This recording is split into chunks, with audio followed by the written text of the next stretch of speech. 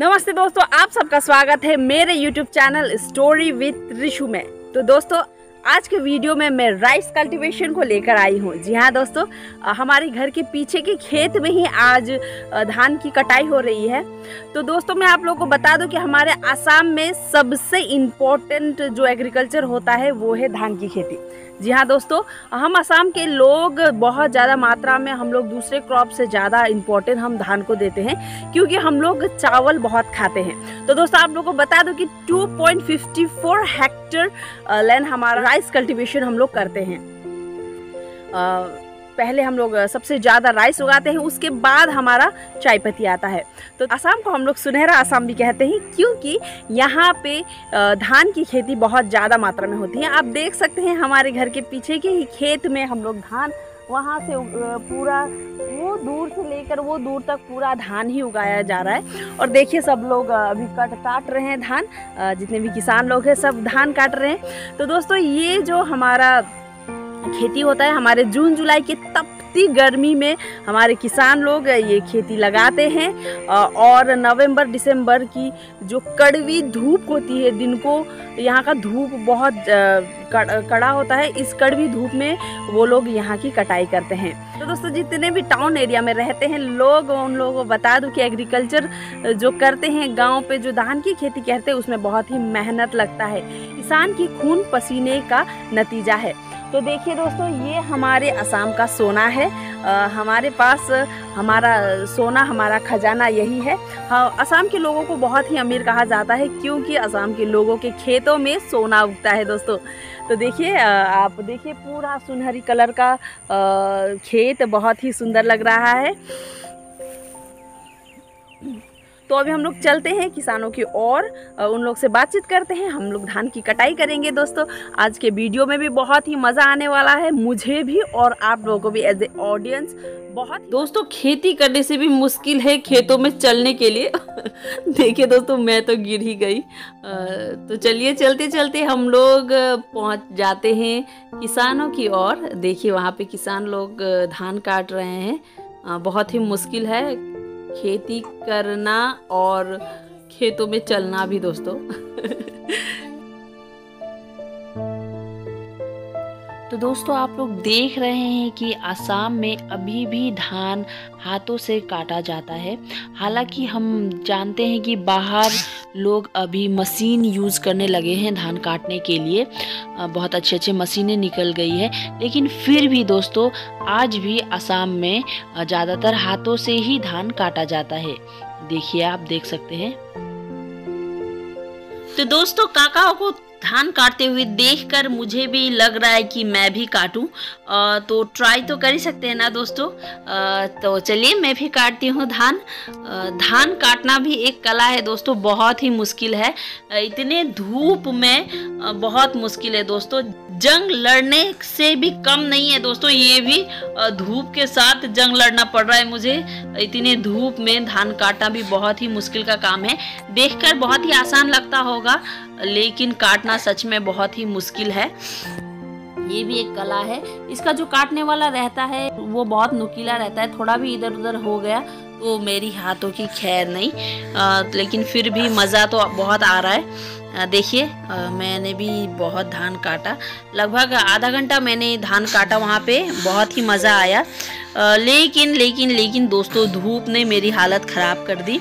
तो सोचिए, किसानों के बारे में जो सुबह से शाम तक इसी तरह फील्ड में लगे रहते हैं, खेत में लगे रहते हैं, उनका क्या हाल होता होगा।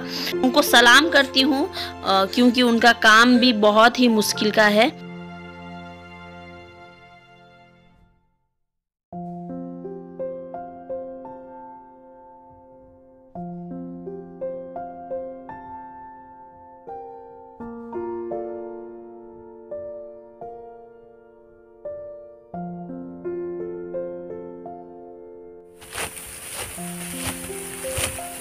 तो ये देखिए, धान की बालाएं कितनी सुंदर से लगी हुई है।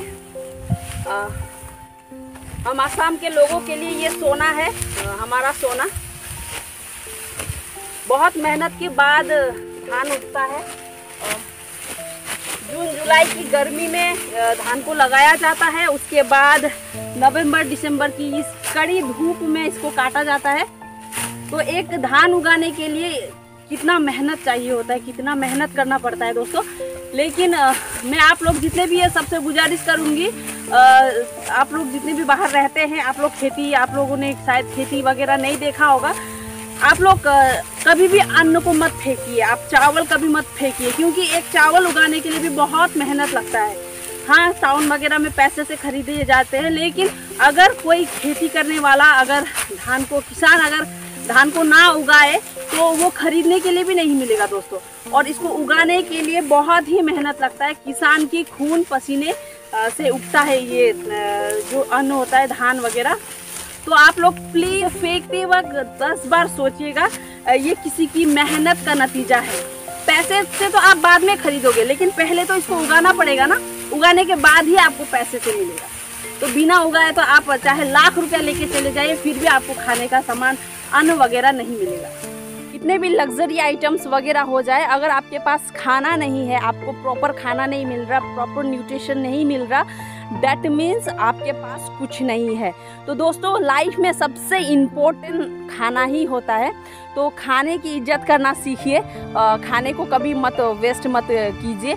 अगर आपको थोड़ा ज़्यादा हो रहा है तो किसी एनिमल को खिला दीजिए, ताकि एनिमल का भी पेट भर जाए। ऐसे बात नहीं है कि बिल्कुल ही नहीं फेंके, कभी कभी हो जाता है, लेकिन उसे कूड़ेदान में डालने से अच्छा आप किसी एनिमल को खिला दीजिए दोस्तों, ताकि उसका भी पेट भर जाए।